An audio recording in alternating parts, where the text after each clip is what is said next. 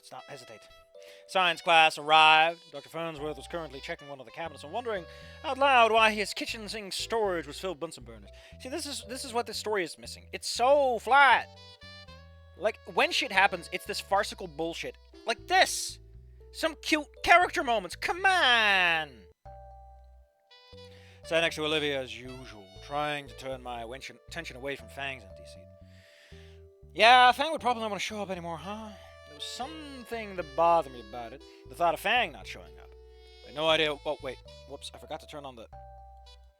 Oh, shit. Oh, that's why. Whoops, sorry about that.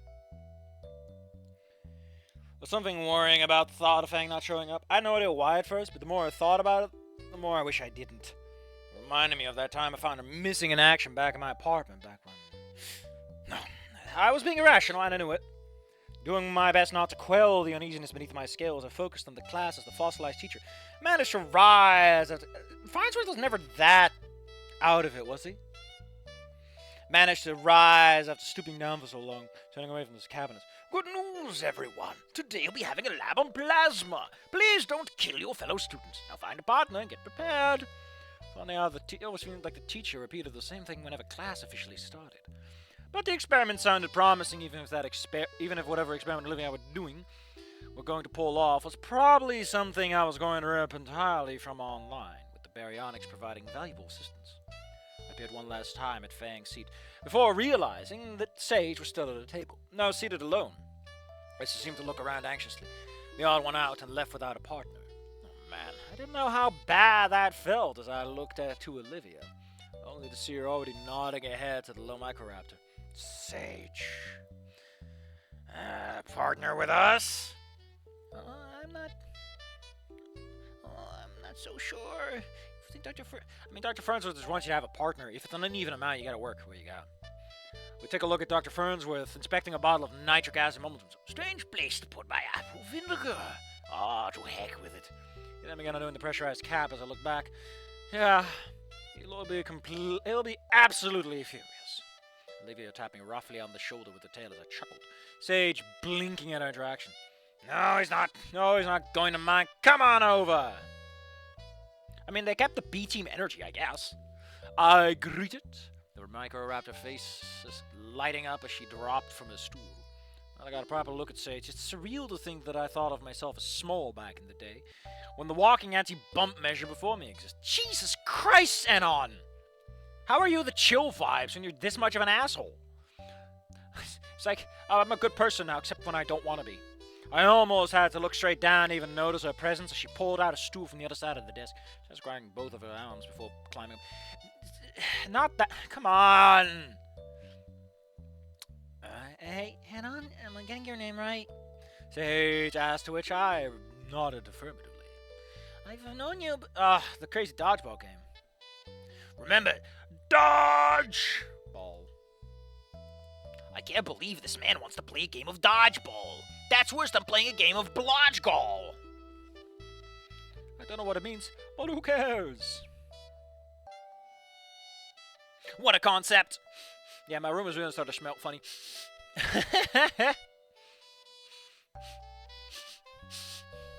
Maybe I'm on fire and I just can't notice it. I mean, admittedly, they're doing something with it that's not just Anon getting a fluff piece. Although I think you could do this with less grandeur. You know, minimal effort and everything. Everyone knows short people are close to the hell and just fill up faster. You don't think a foot would make that much of a difference. It's nice when you get to know them and everything. Guess you're right about our fight yesterday. Yeah, I did. I'm not gonna assume anything, Olivia. Disagreements happen. I just didn't like the way Fang talked about their brother. Their own brother. They'll try to be more understanding in the future.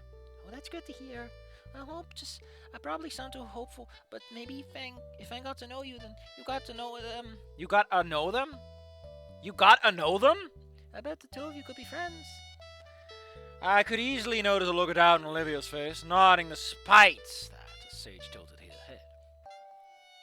Well, it's none of my business, but you and Anon seem to be good friends with Nasser, especially if you were sticking up for him. I perked up to explain the limited context. Olivia and I have known Nasa since meeting about Mesozoic private long before Volcano High. Uh-huh. And back in 7th grade, Olivia paused, hesitating. Confession must have been heavy on her. Nasa was my boyfriend.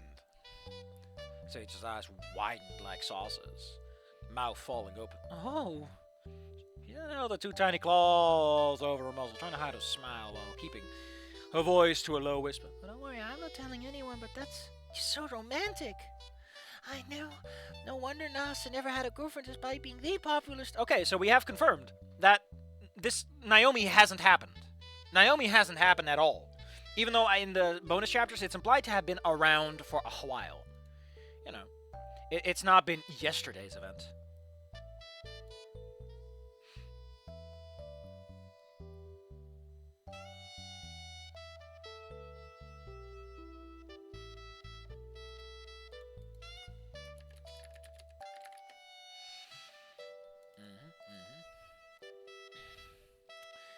Don't worry, I'm not telling anyone, but that's just so romantic. No wonder. Okay, I bet he still has a flame for you.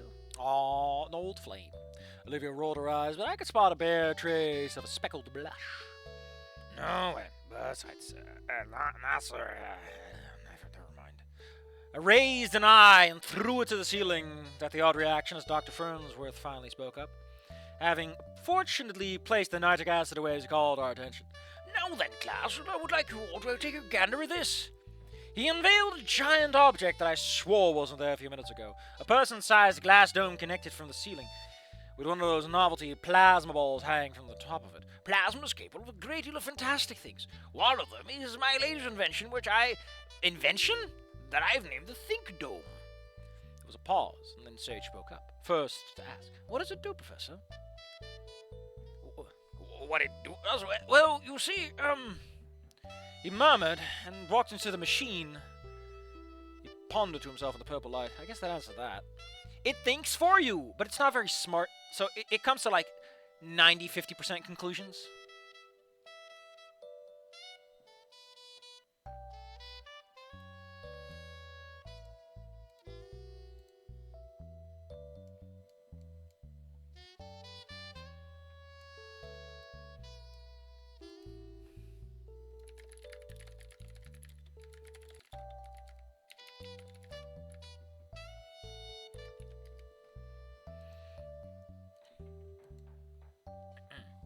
It's lunchtime! Anon can't just fucking shut up about how he wants to eat. Finally, with another tray full of free foods resting atop Olivia's armrest, we made our way back to the table. Finding Nasser and Naomi already sat, the latter having brought her own food, this time from a tidy lunchbox. That was a bit odd. I don't think I've ever seen Naomi pack her own lunch, especially in my past life. Turning my attention to Nasser, the pterodactyl was already perking up at spotting us. Hey! Think fast! I grabbed a wrapped Philly sub and tossed it at him. He managed to catch it, but just barely, having to briefly juggle it with a frantic arm as he stuttered before finally grabbing a hold of it, a smile on his face as he looked back up. Did you also get the... Whoa, juice be upon... Oh. No, I don't want my juice to be woeful. That's just gross. He answered with a smack on the snout from the projectile. Fast-moving juice pouch. Really? You gonna give this man juice? You gonna give him the Jumba juice? I remember Planet Explorers. What a shame. That game changed in weird ways over time, man. I don't even know what to think about it. I never got that far anyway. That game just confused me. Naomi flinched, her eyes wide as Olivia burst out in a brief fit of laughter. Nasser picking it up with a shake of his head, unable to keep the smile from his snout. Felt like old times back in Mesozoic private again. However, and unfortunately, that's what however means, Anon, is a contradiction and contrast. There seemed to be an addition of an unhappy camper this time, spotting the frown on Naomi's face that she assumed I didn't see, changing to a grateful smile when I looked at her. That was foreboding, but it didn't let it bother me too much. Sitting down as Olivia rolled in, two of us began to eat. The baryonyx took notice of Naomi's already prepackaged lunch as she raised the vegan TLT that we have taken for her. Naomi, you still want it? No, thanks. Naomi said with a tooth-rotting smile. Man, I got cavities from that smile. And not ever again. It's best for me not to waste school resources after all. Despite the cheerful way it was put, and what I normally attributed with overanalyzing things with Naomi, could but feel there was subtext to that. I mean, admittedly, you are wasting school resources, you fuckers. Olivia slowly nodded, looking at Nasser. So, what was it you wanted to tell me in the hallway? Naomi blinked, lowering her sandwich and now involved in the conversation. What? Oh, She let out a petite cough, changing from a confused tone to happiness. what's this about? Well, Nasser's smile was disappearing. Fang was upset yesterday, and she said she wasn't coming, and she wasn't coming out of her room. So Dad made a few threats about busting down the door to get her to come down to eat before giving up. Olivia briefly looked away, snout shut tight as the pterodactyl continued, knowing that she probably played a role in that attitude. Oh, Naomi cut off, sporting her own sad expression. And she gently placed a hand on... Why not a claw? Why doesn't she put a fucking claw on things? But it's alright, Nasser. You did your best for her, and... However, Nasser just straight up continued, having not finished his story. Stuff like that's happened before. Usually, Mom places her dinner at the door, but this time, I told her I'd make Fang something instead. Oh, he's gonna make food for her. I got a little confused. I thought he was gonna bring it over something. So I brought Fang a plate full of dino nuggies, because I know she loves them, and, He then leaned closer to speak quietly, unable to keep the excited happiness. Fang asked, earnestly asked if I disliked her calling me, Come on, Nasser. Why has everyone got to repeat the pain? I could see Naomi's eyes widen for a second, not in the apex of the story, and more surprised the fact that Nasser had done something involving Fang and it was working. Honestly, I couldn't help but feel some progress was made for once. A smile on my snout. Boom, boom.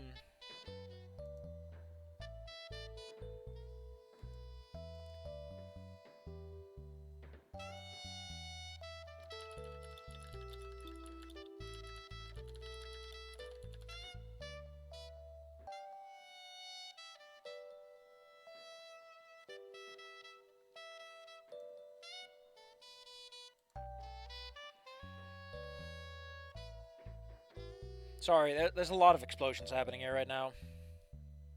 I can't hear my own brain think. Someone posted yellow stripy things. I think I'm going to show that to someone who hates yellow jackets, just to fuck with them.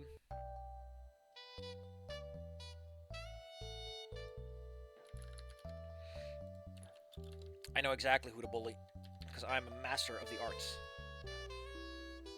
Oh, it's a dog! A husky! Why is he growling at a...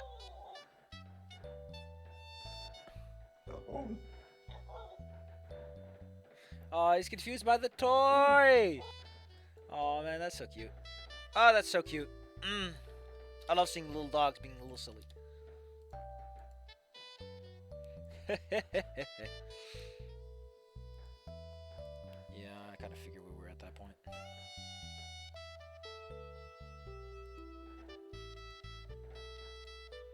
Shit. Hold on. Whoops! I'm making a mess. I'm making a mess. I need to... Yeah, okay. Mess cleared up. I'm sorry, I'm so clumsy. These big meaty paws of mine. I mean, you say that Naomi's passive-aggressive, but this always kind of been her thing. Anyway, honestly, I couldn't help but feel some progress we made for once. That means I just had to ask. So what'd you say? Nasser paused and a smile withered away. I didn't say anything. Well, never mind. The pterodactyl blinked, as if only realizing his folly. I was so shocked that Fang actually said something that wasn't insults or yelling for once that I just left. Oh, after Jesus, I screwed up, didn't I? I get the feeling that if normal Nasser was involved with this, he would know what to do. Whatever. He soiled it. Stop pooping your pants! That's what soiling means, for me. Like, that's such a Britishism to use, like, an odd phrase, you know? You usually see that with people who are, like, speak British English. They tend to throw out phrases that make me go, that just sounds like you're taking a shit. More than anything. Ooh. Anyway. Nasser! Oh, wait. Nasser! Wasn't me who broke him from his stressful self-loathing, but Olivia. It's fine. You could have used the chance to talk to her, but you did something good for her, so, that's all that matters, discussion or not. because I tell you, I shouldn't have gone in a fight with Fang in the first place. Olivia, it's alright. I'm happy that, you cared a lot. Even if it caused a bit of a rift between you and Fang. Not that I think less of you or anything, because of that business between you and my sibling, and, Nah, sir, don't worry. I get what you're trying to say. And I guess, since you're trying, I'll try to mend things with Fang when I get the chance. Emphasis on try to. Great to hear, Olivia. I'm so glad to have followed your advice, Anon. Before I could even respond to that thanks, Naomi stood up, glasses briefly hiding her eyes. Like, I remember that I complained about the whole, glasses shit. This is fine because she's emotion, so you can kind of imagine. It's saying something, and it's working in tandem with the scene, instead of just feeling like someone's got dirty-ass glasses. Also, your dad needs to get a fucking hobby. And then she spoke directly. Oh, Anon, I just remembered. I then saw her gaze, and although her face was curved into a smile, I could see the schemes underneath.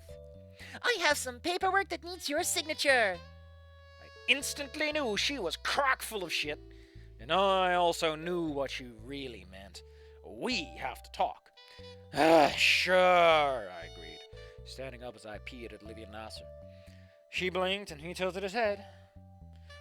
What does I don't need to sign now? She placed a single silencing digit against the end of his snout. Nasser staring at it cross-eyed. His snout is so long, he's not even cross-eyed from that, man. Don't you worry, Nasser. She paused, and I couldn't help but get a brief look at a saddened expression, as if seeking reassurance she wasn't going to get. Stuff that I would always help you with. You know that, right? Yeah. Of course. She then went back, putting on her best fake smile, tinged with a hint of venom. Fantastic! Hey, shit's happening again, and it's not Anon getting a Toriyama handjob. How nice. Ain't this just the best? Our walk through the hallways was silent. The only sound of Naomi's weird... Why are they weird? A loaf of shoes meeting the dull, reflective floors of the hallway. There was barely any students in the hallway. You said hallway 3 times in 2 lines, man. Ease up. With it being lunchtime, which made the perfect point for her to finally turn around. By the time we reach... That's awkward-ass phrasing, man. The perfect point for her to turn around by the time... Come on. Her arms crossed and abandoning that pristine facade I know all too well. Surprisingly, it started with a question. How? Almost felt like I was back in the kitchen at Fang's house. The night during prom, albeit less rage-induced. But somehow all the more demanding. Demanding an answer for a hard-to-elaborate question. Naomi, ever the perfectionist, was already rectifying that. Eyes narrowed behind pink-rimmed glasses. I came to under the realization last week that Dino Nuggies and Carf are underused. Perhaps. How did you get Nasa to talk to Fang? Because he's the protagonist and he gets bullshit Toriyama handjobs and plot armor out the fucking ass, Naomi. You are physically incapable of doing anything because the writer just doesn't like you. Which, in my experience, is the shittest writing you can do. Because at that point, what you're just doing is jacking yourself off, buddy. But that's just me, who cares about the art of writing. And also has to hit myself on the hand, because, I assure you, I do that a lot. I just cut it out a lot more than this guy does. A good writer from a bad writer can be told apart by how much the pornography stays on the inside. And then we look at Totally Spies and realize that, questionable questions. I paused and blinked, realizing it had taken half a year of my past life for her to completely drop the facade before giving me an honest, if not scowling line of questioning. This time around, not even a week had passed. It's not even been a week. Well, there you go. Jesus Christ, your life's going fast, Anon. You show up, you're popular, everyone thinks you're the coolest guy around, you joined a club, Stella told your fortune. Woo! Did I do something wrong, or was I doing something right? It didn't matter, because I was going to answer truthfully. I didn't get Nasser to do anything, Naomi. I just sat down with him and listened to him during PE yesterday. And let him get what was on his chest off for once. Admittedly, I'd left out the whole arm wrestling competition, but I considered that part of a conversation. Then I gave my advice and he used it. I'm happy to know that he's happy. Why can't you? Because she's not his girlfriend, you bingus. Like, why isn't she going for Olivia? Listen, Naomi, you can kill Olivia. You can take on one girl in the wheelchair. I assure you. Spears would be the God Emperor in 40K. because he'd be fucking pissed everyone's keeping him alive like that. It's like, God dang it, I got plans, you idiot. I gotta die to be Jesus. My question seemed to have flabbergasted her, or I guess my response itself, as she started to stutter. Of course I'm happy for him. And she's not his girlfriend in this one, so she, again, isn't that interested in that, would she? I mean, as a friend, maybe, but... Naomi paused for a moment, as if trying to find the right excuse. The issue is that he's, slacking on his studies to hang out with you two. He's got an amazing future ahead of him, and wouldn't it be better if he devoted himself to that? It's high school, Naomi. Holy shit. I mean, doctors and all, but hey. And you thought having Nasser avoid everyone he knows to focus would help? He even ended up avoiding you, Naomi. The surprised and guilty look on her face told me all I needed to know. Like having poked a hole in the flawed dog and ready to rip it completely open.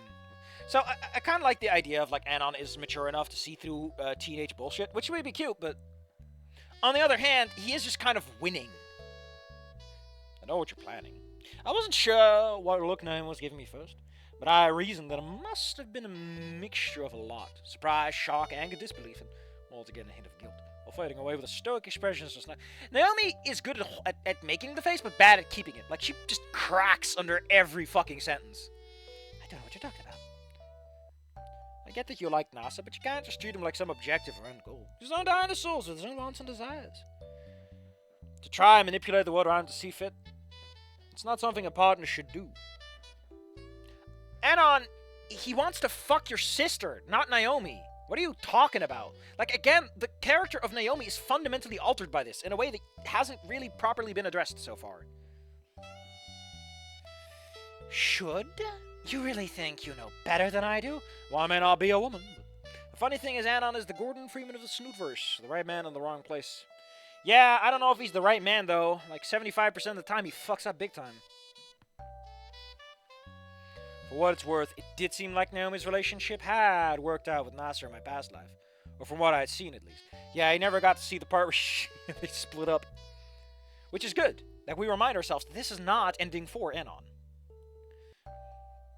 Maybe I don't, I admitted, compared to how god-awful everything spiraled downhill between Fang and me the night after prom. You know, there's a whole thing I wanted to write about Anon in, like, a special rehab and everything, and I've come to realize I don't want to actually write that story because I can't make the setup work. Like, the setup for that story is so horrendously clumsy for the sake of just getting to that part in the story. I just hate it. Ugh, it's got such a bad interlude to get every part and piece in the right place. Blech. Even if Naomi was partially blamed for this tragedy, it definitely wasn't as surmountable as my own. I've been the catalyst. What I had said to Fang that night when I helped her back into bed after her understandable breakdown, that she needed fixing, when in reality it was me who needed my brain taken out of my head and smashed for saying something so mean and so stupid to a girl I loved, who needed to be fixed in the goddamn... me, who needed to be fixed in the goddamn head. That was the last to talk about what a partner should do. You had enough time to reflect, my man. Decade even. Decade plus. And throughout my life, I still had thoughts of extreme doubt about myself. That I didn't deserve the second chance, and that I still hadn't changed for the better. Holy shit, Anon, your imposter syndrome is bigger than you are. Oh, if at this point you're still like that. But at this moment, I knew I wasn't doing this for myself, but for Nasser, for Olivia, and hell, in a way, even for Naomi. I really feel that, in a way, like, you need a clarifier for this, because I don't think he would straight up admit that at this point in the story.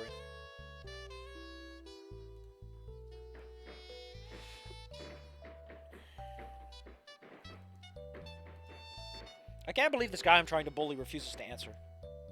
I've sent him some of this... You done, fireworks? Jesus.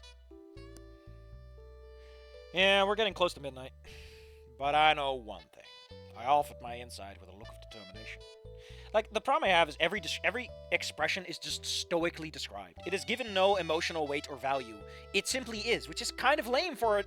Like, Anon has opinions, right? He has a personality, but none of it bleeds through in the descriptions. It's all so uninterested. Which makes sense considering that he's basically a Time Lord compared to everyone else, but you know what. Yeah, thank you, Fireworks. Great. And that's that. Not everything always goes according to plan, Naomi. If you keep down this path with all this social Machiavellianism is almost by definition social, my man. Someone's gonna get hurt. My focus shifted over her shoulder, and for a moment, my mind couldn't help but display the burning memory of that day. The dead strewn out in the hallway, with Naomi Nasser laying by the stairs. No, Nasser was near the door. Naomi was inside the classroom. It was only her blood-matted hair that I clearly spotted behind the doorway.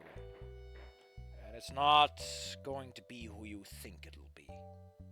Closed my eyes, shaking off the stress with a quiver of my head. Despite all that, Anon, stop quoting me and just internalize the goddamn message. Fuck! I'm not going to fix your problems for you, Anon. Just do your job already. So I'd like to know, but I'd like to get to know you. Not the student president of Volcano High, but the actual Naomi. I reopened my eyes, pausing as I noticed her expression and realizing, my talking jutsu wasn't very effective. If there was an epitome of looking unconvinced and annoyed, Naomi would have reached it, letting out a small chip. You really think that sounding like Principal Spears is suddenly gonna make us friends? I'm just gonna give up? You know, you don't know what you're asking. You don't know how hard I've worked for all this.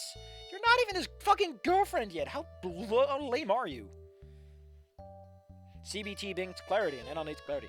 No, you're talking about the post-nut clarity, a whole different kind. I mean, I guess it depends on the situation you're in. You don't know me. She smiled with her eyes closed behind the glasses, fake and full of plastic. Jesus Christ, Anon, the microplastics can't be helped.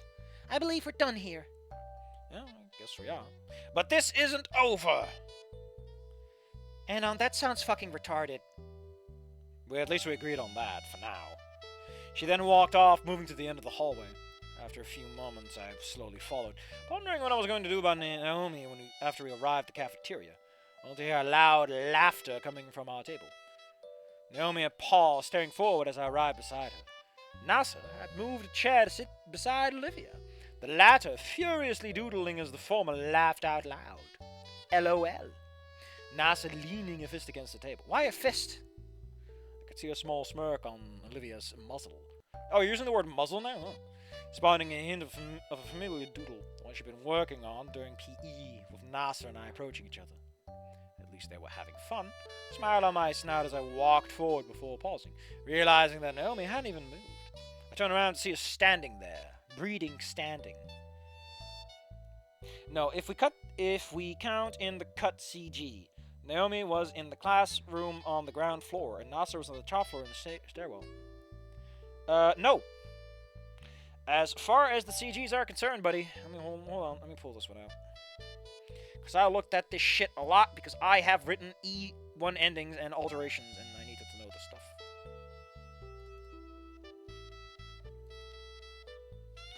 Safi, they're not in the ending folder. That's used for credits. You fucking loser.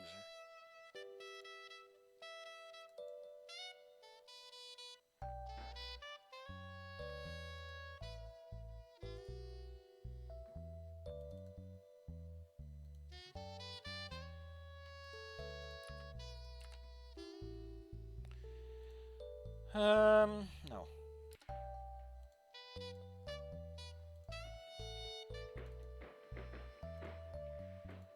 Okay. So I see this, right? There in the doorway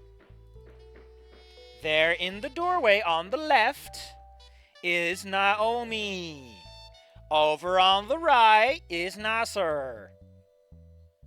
Also, you might notice that exactly 6 people died, which is weird. Because, you know,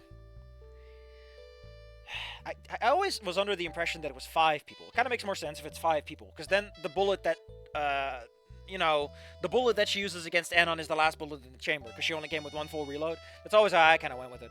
But yeah, Nasser's over there, Naomi's over there. We see that they're both classrooms and everything. Like, I've done my fucking homework.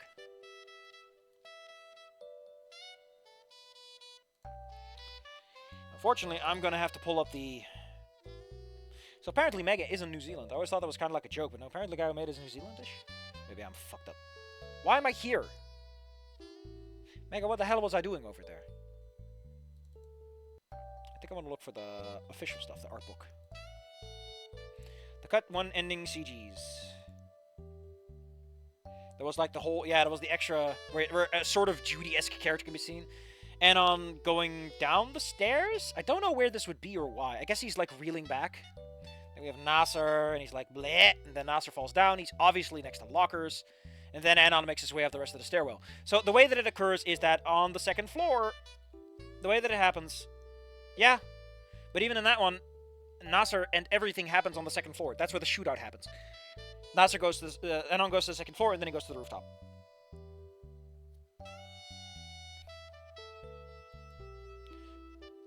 Fang and Red Dead Redemption 2. I mean, I think someone's already working on that. But what do I know? No frown, no scowl, just sadness. She remained in the background, a far cry from the anger she'd shown to me minutes before. Maybe I didn't know her. I mean, an entire lifetime wasn't enough to understand what the fuck was going on with the Mighty Pig. You knew her for 6 months, fucker. But I didn't know how that felt, just to be invisible, left alone with your thoughts as company. Watching her perfect plans fall apart in an imperfect world. So despite everything, I waited for her. Because that's just who I was now. And yet you have imposter syndrome. Naomi, lunch is gonna end soon. Do you want to sit down and eat something at least? I saw her attempt to turn her snout up to me. Whatever angered look she wanted to put on it seemed unsteady and wobbly. By the end, all she managed was you know, the way you describe that unsteady face, to me, really feels like whoever wrote this doesn't actually know how human expressions work to some extent. It's just kind of working off of a worksheet. Made me wonder if that confrontation was just another facade. After a few seconds, I joined in and checked on the artwork. Okay. Yeah.